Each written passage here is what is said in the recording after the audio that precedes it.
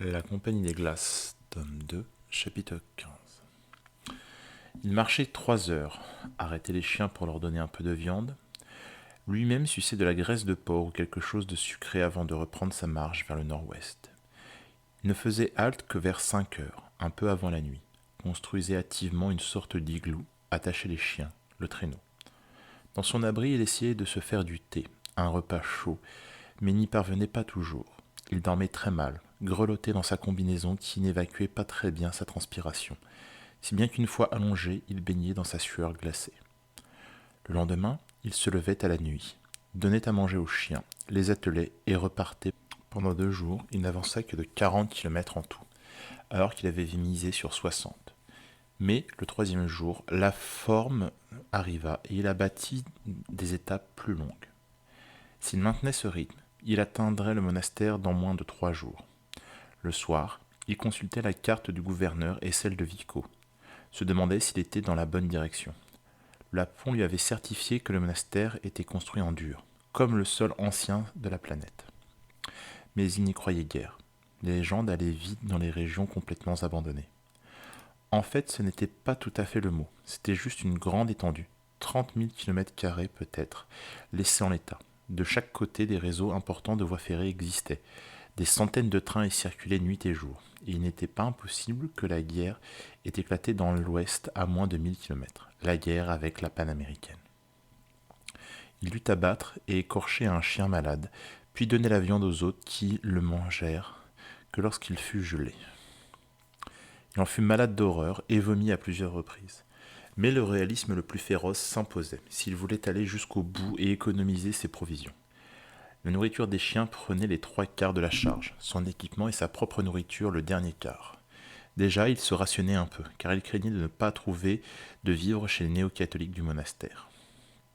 Au bout du temps qu'il s'était accordé pour apercevoir le monastère qui, selon Vico, était visible de très loin parce que situé sur une hauteur, il commença à craindre d'avoir trop obliqué vers l'ouest. Il essaya de reconstituer son itinéraire sur la carte, mais ce fut très difficile.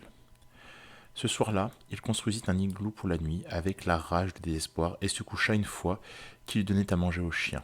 Il s'endormit après avoir bu un peu d'alcool de baie, mais fut réveillé en pleine nuit par les hurlements des chiens. Il pensa au loup et frissonna. Comme arme, il n'avait qu'un couteau de chasse et une sorte de harpon que lui avait donné le lapon, dans le cas où justement il serait attaqué par des fauves. Il quitta l'igloo avec sa lampe la plus puissante et essaya de distinguer quelque chose. Ce qu'il craignait le plus, c'était de déchirer sa combinaison et d'être assailli par le froid mortel. Il ne vit rien et retourna se coucher. Le lendemain matin, il aperçut plusieurs traces inquiétantes dans la glace qui avaient entaillé la veille pour son igloo. Des traînées comme si des griffes puissantes avaient essayé de fouiller dans ce trou. On n'avait pas touché au traîneau à cause des chiens. Il prit la décision d'aller vers l'est. S'il manquait le monastère, il finirait par rejoindre d'ici 4 jours environ un réseau secondaire de la compagnie. En le suivant vers le sud, il pourrait atteindre une station importante. Il repartirait plus tard avec un meilleur équipement, d'autres chiens et d'autres traîneaux. Si jamais Skoll réussissait à s'évader, quel compagnon merveilleux il ferait. Il marcha toute la journée et rencontra des traces de plus en plus terrifiantes. D'abord des excréments énormes, qui n'étaient pas ceux d'un ruminant mais d'un carnassier colossal. Puis une tanière dans un repli de glace où il put récupérer une sorte de poil laineux d'un gris soyeux. Les chiens frémissaient, gémissaient, et parfois brusquement. Lorsque leur route croisait la piste d'un animal qui les effrayait, ils s'arrêtaient net, grattaient la glace de leurs ongles pour s'enterrer. Il devait les frapper sauvagement, lui qui aimait les animaux, pour les obliger à repartir. Même la viande congelée ne réussissait pas à les amadouer. En fait, il avait déjà renoncé à cette expédition solitaire et ne pensait qu'à une seule chose, retrouver la voie ferrée, descendre vers une cité pour oublier la glace, le froid, l'inconfort et la mauvaise nourriture. Il n'osait même pas songer aux animaux fabuleux qu'il paraissait hanter l'endroit. Déjà dans son esprit, il réorganisait sa nouvelle tentative. Avec l'argent que commençait à rapporter l'impression de la voie oblique, il pourrait acheter un meilleur équipement. Il y avait des tentes spéciales pour ceux qui devaient coucher dans la glace. Des rations moins encombrantes mais plus monotones aussi. Un temps, la compagnie avait songé à fabriquer des traîneaux automoteurs, mais comme toujours, avait craint que le procédé ne se développe, ne fasse fureur, ne soit reproduit clandestinement. En quelques années, toute son emprise sur la population aurait pu s'effondrer. En restant elle-même l'esclave du rail, elle en arrivait à un comportement complètement illogique. Pour consolider son autoritarisme, son despotisme, elle avait besoin d'une police extrêmement mobile.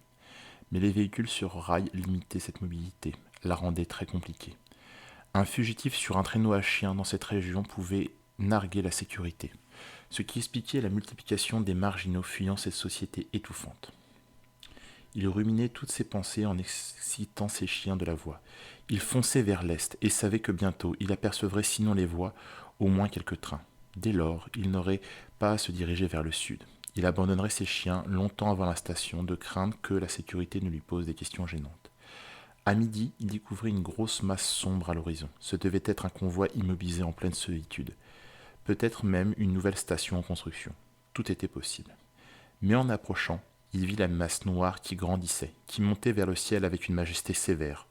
Ce n'était ni un train, ni une station, tout simplement le monastère des néo-catholiques qui habitait la partie supérieure d'un ancien gratte-ciel. De plusieurs gratte-ciels même, constata-t-il lorsqu'il changea la direction de sa marche. L'ensemble des bâtiments avait des centaines de mètres de long et un drapeau blanc frappé de la croix noire y flottait en haut de la tour la plus élevée.